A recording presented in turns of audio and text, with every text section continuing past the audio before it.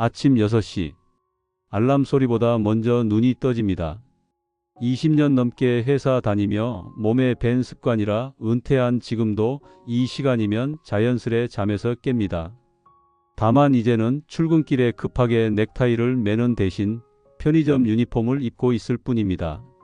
불과 1년 전만 해도 저는 지방 중견기업 공장장이었습니다. 직원들에게는 부장님이라 불리며 나름의 권위를 가지고 있었죠. 한 달에 450만 원의 월급을 받으며 남들이 부러워하는 안정적인 삶을 살았습니다.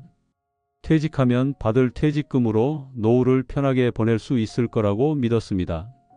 하지만 지금은 새벽부터 밤까지 편의점에서 아르바이트를 하며 최저 시급을 받고 있습니다.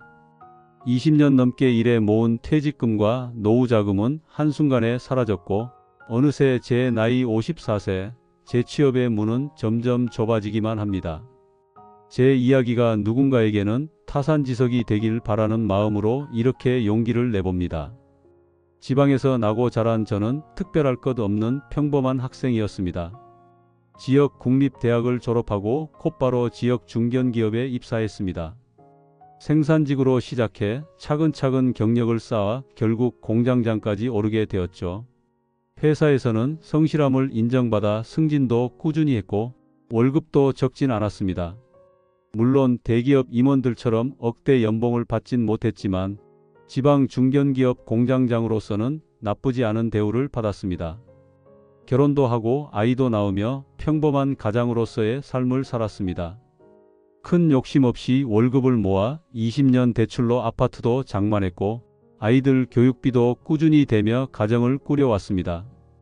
회사 생활 동안 매달 월급에서 꼬박꼬박 저축을 했고 퇴직 시점에는 약 8천만 원의 퇴직금과 그동안 모아둔 2천만 원의 예금 그리고 국민연금이 저의 노후 대비책이었습니다. 55세까지 일하고 퇴직하면 그 돈으로 작은 가게라도 열어 여유롭진 않더라도 안정적인 노후를 보낼 수 있으리라 생각했습니다. 하지만 인생이란 계획대로 흘러가지 않는 법이더군요. 제 인생의 전환점은 50세 생일을 맞이했을 때부터였습니다. 어느 날 회사에서 구조조정 이야기가 나오기 시작했습니다. 코로나19 이후 경기 침체와 수출 감소로 회사 상황이 점점 어려워졌고 경영진은 비용 절감이라는 명목 하에 인원 감축을 결정했습니다. 처음에는 저와는 상관없는 일이라 생각했습니다. 20년 넘게 회사를 위해 헌신했고 공장장이라는 직책도 있었으니까요. 하지만 그 결정은 냉정했습니다. 50대 이상 중간 관리자들의 명예퇴직, 사실상 강제적인 권고사직이었습니다.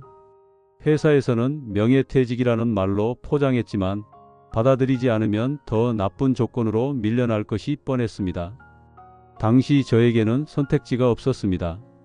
대학교 등록금을 내야 하는 첫째와 고등학생인 둘째가 있었고 대출금도 아직 절반 이상 남아있는 상황이었습니다. 결국 명예퇴직을 받아들였고 20년 넘게 몸담았던 회사를 떠나게 되었습니다. 퇴직금 8천만 원을 받았을 때는 그래도 이 돈으로 무언가 시작할 수 있겠다는 생각이 들었습니다. 처음 몇 달은 재취업을 위해 이력서를 여기저기 넣어봤습니다. 하지만 현실은 냉혹했습니다. 50대 공장장 출신에게 문을 열어주는 곳은 거의 없었습니다. 대부분의 회사들은 젊고 임금이 적은 30대를 원했고 같은 직급이라면 대기업 출신을 선호했습니다. 몇 군데 면접을 보러 갔지만 돌아오는 답변은 항상 연락드리겠습니다 하였고 그 연락은 결코 오지 않았습니다. 재취업의 문이 닫히자 불안감이 밀려왔습니다. 퇴직금만으로는 앞으로의 생활이 불안했고 무언가 새로운 시작을 해야 한다는 압박감이 커졌습니다. 그때 지인을 통해 소개받은 것이 편의점 창업이었습니다. 요즘 편의점이 잘 된다더라. 안정적인 수입원이 될 수 있다. 본사에서 관리도 해주니 초보자도 할 수 있다. 이런 말들을 들으며 편의점 창업을 결심했습니다. 처음에는 조심스럽게 접근했습니다. 상권 분석도 해보고 유동인구도 확인하며 나름대로 신중하게 판단했습니다. 하지만 제가 간과한 것이 있었습니다. 이미 포화 상태인 편의점 시장, 그리고 수많은 숨겨진 비용들, 퇴직금 8천만 원과 예금 2천만 원, 총 1억 원을 들여 편의점을 오픈했습니다. 보증금, 인테리어, 초기 물품 구입비 등을 모두 합하면 생각보다 훨씬 많은 비용이 들어갔습니다. 처음 2달은 그럭저럭 괜찮았습니다. 새로 생긴 가게라 동네 주민들의 호기심 방문도 있었고 나름대로 열심히 서비스를 제공하며 단골도 만들어갔습니다. 하지만 3달째부터 매출이 급감하기 시작했습니다. 알고 보니 500m 거리에 또 다른 편의점이 새로 오픈한 것이었습니다.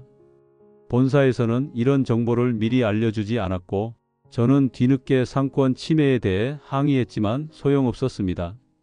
게다가 인건비, 전기세, 관리비 등 고정비용은 계속해서 나가는데 매출은 점점 줄어들었습니다. 결국 2년을 버티지 못하고 편의점 문을 닫게 되었습니다. 폐업 과정에서도 위약금과 각종 정산 비용으로 돈이 많이 나갔습니다. 1년도 채 되지 않아 제 퇴직금과 노후 자금은 거의 바닥나 버렸습니다. 남은 것은 약 1천만 원의 통장 잔고와 2천만 원의 부채뿐이었습니다. 그때의 절망감은 이루 말할 수 없었습니다.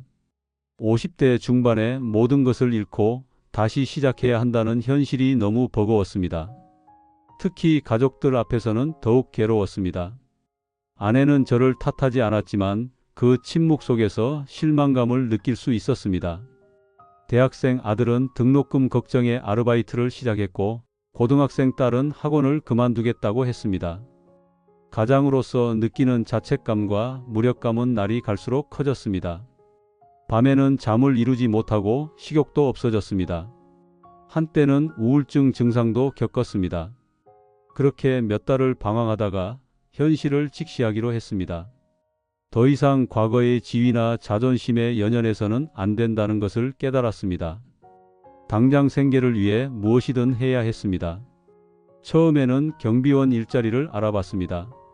하지만 경비원도 경쟁이 치열했고 대부분 60대 이상 노인분들이 자리를 차지하고 있었습니다. 배달 일도 생각해 봤지만 50대 중반의 체력으로는 쉽지 않았고 위험 부담도 컸습니다. 결국 찾은 것이 편의점 야간 아르바이트였습니다.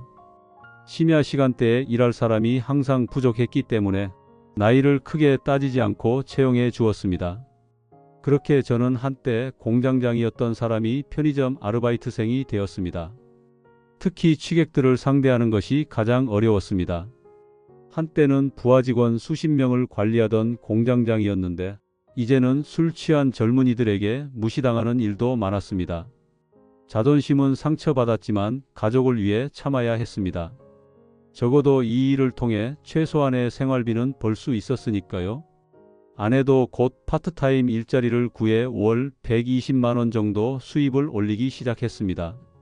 둘의 수입을 합치면 350만 원 정도.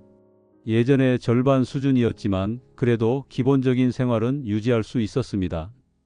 대출금은 여전히 부담이었습니다. 한때는 아파트를 팔까도 생각했지만 그것마저 팔면 정말 마지막 기반마저 잃는 것 같아 버텼습니다. 그렇게 1년이 지났습니다. 여전히 밤에는 편의점에서 일하고 낮에는 잠을 자는 생활을 하고 있습니다. 체력적으로 많이 힘들지만 이제는 어느 정도 적응했습니다. 다행히 첫째 아들은 장학금을 받게 되어 등록금 부담이 줄었고 둘째 딸도 학교 공부에 더 집중하며 좋은 성적을 내고 있습니다. 가족들이 각자의 위치에서 열심히 하는 모습을 보며 저도 힘을 내고 있습니다. 지금 돌이켜보면 제가 했던 많은 선택들이 잘못되었음을 인정합니다.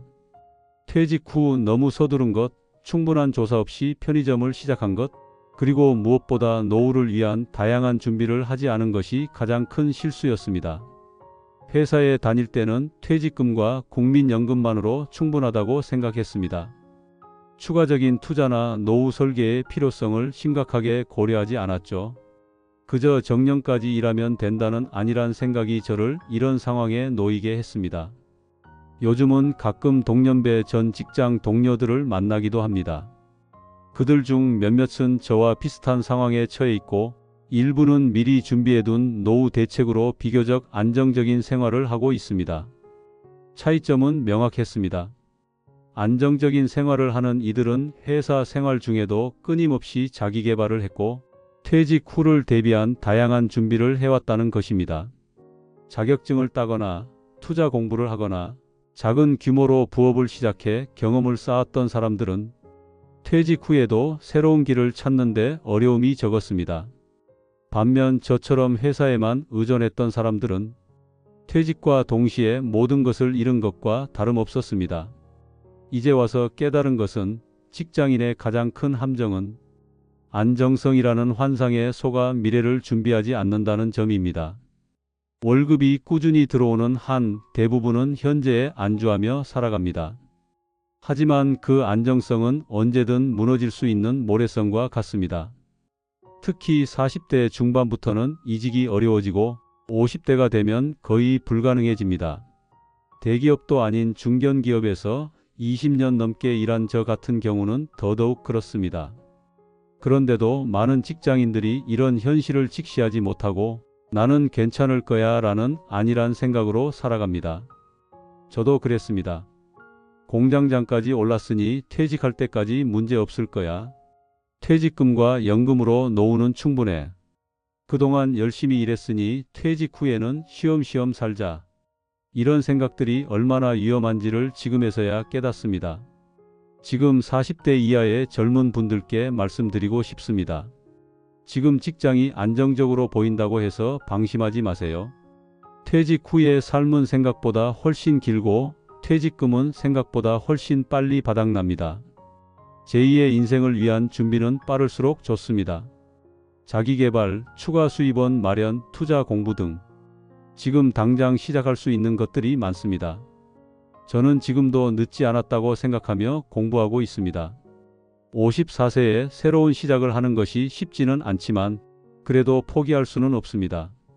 요즘은 틈틈이 유튜브로 주식과 부동산 공부를 하고 있고 주말에는 무료 강의를 찾아다니며 새로운 지식을 쌓고 있습니다.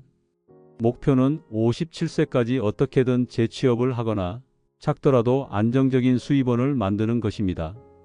그리고 당분간은 밤 아르바이트를 계속하며 생활비를 벌어야 합니다. 가끔은 정말 힘들 때가 있습니다. 새벽에 홀로 편의점에 앉아 있으면 예전에 공장을 관리하던 시절이 떠오릅니다. 그때는 그 시간이 얼마나 소중한지 몰랐습니다. 하지만 이제는 후회해도 소용없습니다. 앞만 보고 나아가야 합니다. 요즘 제 하루는 이렇게 흘러갑니다. 오전 6시에 편의점 일을 마치고 집에 돌아와 8시까지 아침 식사와 샤워를 합니다. 그리고 오전 8시부터 오후 2시까지 잠을 잡니다.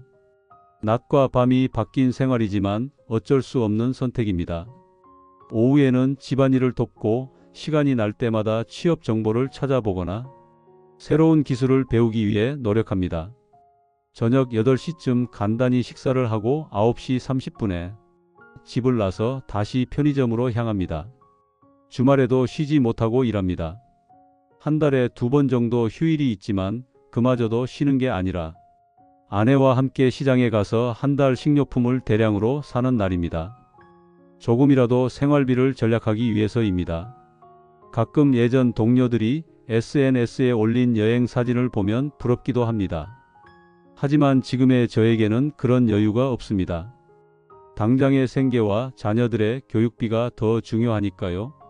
아내는 정말 고맙게도 한 번도 저를 탓하지 않았습니다. 오히려 우리가 함께 이겨내자며 용기를 푹 돋아줍니다. 그런 아내가 있어 정말 다행입니다. 자녀들도 상황을 이해하고 각자의 위치에서 최선을 다하고 있습니다. 첫째는 학업과 아르바이트를 병행하며 용돈 걱정은 하지 말라고 합니다. 둘째도 학교에서 장학금을 받아오겠다며 열심히 공부합니다. 가족의 지지가 없었다면 아마 저는 이렇게 버티지 못했을 것입니다. 지금 제가 하고 있는 편의점 야간 아르바이트는 결코 쉬운 일이 아닙니다. 밤새 홀로 가게를 지키며 술 취한 손님들의 무례함도 참아야 하고 진열과 청소, 발주 등 다양한 업무를 혼자서 처리해야 합니다. 특히 힘든 것은 생체 리듬의 변화입니다. 밤에 일하고 낮에 자는 생활이 건강에 좋지 않다는 것을 몸소 느끼고 있습니다. 만성 피로와 소화 불량에 시달리고 가끔은 우울감도 찾아옵니다. 그래도 다행인 것은 일자리라도 있다는 점입니다. 주변에는 저보다 더 어려운 상황에 처한 50대 중년 남성들이 많습니다. 일자리조차 구하지 못해 고통받는 이들을 보면 그나마 저는 운이 좋은 편이라는 생각도 듭니다. 최근에는 편의점 일 외에도 주말 오후에 전단지 배포 아르바이트도 시작했습니다. 4시간 일하고 4만 원을 받는 일입니다. 한 달이면 약 32만 원의 추가 수입이 생깁니다. 적은 금액이지만 지금의 저에게는 소중한 돈입니다. 이렇게 여러 일을 하다 보니 체력적으로 많이 힘듭니다. 예전에는 느끼지 못했던 허리 통증과 무릎 통증이 찾아왔고 밤샘 작업으로 눈도 많이 나빠졌습니다. 하지만 지금의 어려움은 언젠가 끝날 것이라는 희망을 갖고 있습니다. 언젠가는 다시 일어서서 더 나은 삶을 살 수 있을 것이라고 믿습니다. 지난 1년 동안 편의점에서 일하며 많은 생각을 했습니다. 인생의 무상함과 세상의 냉혹함도 느꼈고 동시에 작은 것에 감사하는 마음도 배웠습니다. 예전에는 당연하게 여겼던 것들이 사실은 얼마나 소중한지를 깨달았습니다. 안정적인 직장, 정기적인 수입, 가족과의 식사 시간. 이 모든 것들이 언제든 사라질 수 있다는 사실을 이제야 알게 되었습니다. 인생은 예측할 수 없는 것이라는 진리도 깨달았습니다. 아무리 계획을 세워도 예상치 못한 변수가 언제든 찾아올 수 있습니다. 그때 얼마나 준비되어 있느냐가 중요한 것 같습니다. 요즘은 종종 이런 생각을 합니다. 내가 30대였을 때 지금의 상황을 알았다면 어땠을까? 아마 훨씬 더 열심히 준비했을 것입니다. 자기계발에 더 투자하고 다양한 수입원을 만들고 노후를 위한 저축을 더 했을 것입니다. 하지만 인생에 2푼은 없습니다. 지금 이 순간부터 최선을 다할 뿐입니다. 요즘 저는 편의점 일을 하면서도 틈틈이 공부합니다. 스마트폰으로 유튜브 강의를 보며 주식과 부동산에 대해 배우고 배달앱 사용법이나 SNS 마케팅 같은 디지털 기술도 익히고 있습니다.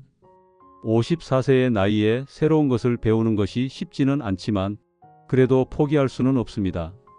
앞으로 10년, 아니 20년은 더 살아야 할 텐데 지금처럼 야간 알바만 하며 살 수는 없으니까요. 최근에는 작은 희망도 생겼습니다. 편의점에 자주 오시는 단골 손님 중 한 분이 중소기업 공장 야간 관리직을 소개해 주셨습니다. 아직 확정된 것은 아니지만 이번 주에 면접을 보기로 했습니다. 잘 된다면 편의점 아르바이트보다는 훨씬 나은 환경에서 일할 수 있을 것 같습니다. 이런 작은 기회 하나하나가 모여 언젠가는 다시 일어설 수 있다고 믿습니다. 지금 저와 비슷한 상황에 처한 분들이 계시다면 포기하지 마시라는 말씀을 드리고 싶습니다. 아무리 어두운 터널도 끝은 있기 마련입니다. 제가 깨달은 것은 나이 50이 넘어서도 시작할 수 있다는 것입니다. 물론 젊었을 때보다 훨씬 어렵고 힘들지만 그래도 불가능한 것은 아닙니다. 저는 앞으로도 계속 배우고 도전하고 변화해 나갈 것입니다. 한때는 인생이 끝났다고 생각했습니다. 퇴직금을 날리고 50대 중반에 편의점 아르바이트를 하게 될 줄은 상상도 못했으니까요. 하지만 이제는 다르게 생각합니다. 이것 역시 인생의 한 과정이라고 받아들이고 있습니다. 지난밤에도 편의점에서 일하며 이런 생각을 했습니다. 인생은 마라톤이지 단거리 경주가 아니다. 지금 잠시 넘어졌다고 해서 경기가 끝난 것이 아닙니다. 다시 일어나 걸어가면 됩니다. 비록 느리더라도 포기하지 않고 계속 나아가면 됩니다. 우리 사회에는 저와 같은 중년 남성들이 많습니다. 한때 회사에서 인정받던 중견 관리자였지만 구조조정이나 명예퇴직으로 직장을 잃고 재취업의 벽에 부딪힌 사람들, 퇴직금으로 사업을 시작했다가 실패하고 빚더미에 앉은 사람들, 이런 분들 대부분은 자신의 이야기를 잘 드러내지 않습니다. 가장으로서의 자존심 혹은 부끄러움 때문에 고통을 속으로 삭이며 살아갑니다. 저도 처음에는 그랬습니다. 아내와 아이들의 개조차 힘든 내색을 하지 않으려 했고 옛 동료들과의 만남도 피했습니다. 하지만 이제는 알고 있습니다. 이런 상황이 저만의 문제가 아니라는 것을, 그리고 숨기고 회피한다고 해결되는 것은 아무것도 없다는 것을. 오늘도 새벽 편의점에서 근무를 마치고 집으로 돌아가는 길, 차가운 새벽 공기를 마시며 다짐합니다. 오늘보다 내일 더 나아지자. 지금 제 삶은 분명 예전보다 물질적으로 풍요롭지 않습니다. 하지만 정신적으로는 더 강해졌다고 생각합니다. 위기를 견디며 단단해진 것 같습니다. 앞으로의 계획은 간단합니다. 우선 당장의 생계를 위해 지금 하고 있는 편의점 아르바이트와 전단지 배포 일을 계속하면서 좀 더 나은 일자리를 찾아볼 것입니다. 동시에 디지털 기술과 새로운 트렌드를 배우기 위해 노력할 것입니다. 최종 목표는 60세쯤에는 작더라도 안정적인 수입원을 마련하는 것입니다. 온라인 쇼핑몰이 될 수도 있고, 소규모 임대업이 될 수도 있고, 아니면 제가 지금은 상상도 못하는 어떤 일이 될 수도 있습니다. 중요한 것은 포기하지 않는 것입니다. 그리고 지금 겪고 있는 이 어려움을 통해 배우는 것입니다. 잃어버린 퇴직금과 노후 자금이 아깝지 않냐고요? 물론 아깝습니다. 20년 넘게 일해서 모은 돈이니까요. 하지만 이제 와서 후회해도 돌아오지 않습니다. 그보다는 그 경험을 통해 배운 교훈을 앞으로의 삶에 적용하는 것이 더 중요하다고 생각합니다. 인생은 생각보다 길고 또 생각보다 짧습니다.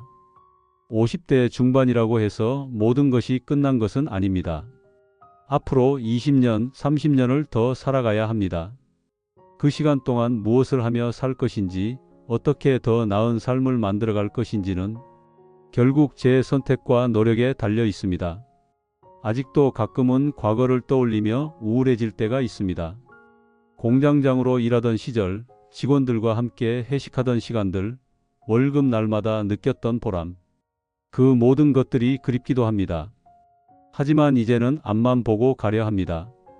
과거는 이미 지나갔고 미래는 아직 오지 않았으니 오늘에 최선을 다하는 것이 중요하겠지요. 이 글을 읽고 계시는 분들 중에 저와 비슷한 상황에 처한 분이 계시다면 함께 힘내시길 바랍니다. 같은 아픔을 겪고 같은 고민을 하는 수많은 중년들이 있습니다. 서로 연대하고 위로하며 앞으로 나아갑시다. 그리고 아직 젊은 분들께는 제 이야기가 타산지석이 되길 바랍니다. 안정적으로 보이는 직장도 언제든 잃을 수 있습니다. 퇴직금이나 연금만으로는 노후가 보장되지 않습니다. 지금부터 차근차근 준비하시기 바랍니다. 이제 저는 오늘도 새벽 근무를 마치고 집으로 돌아갑니다. 몸은 피곤하지만 마음만큼은 가볍습니다. 오늘 하루도 최선을 다했고 내일도 그럴 것이기 때문입니다. 긴 이야기 들어주셔서 감사합니다. 모두의 앞날에 행운이 함께하길 바랍니다.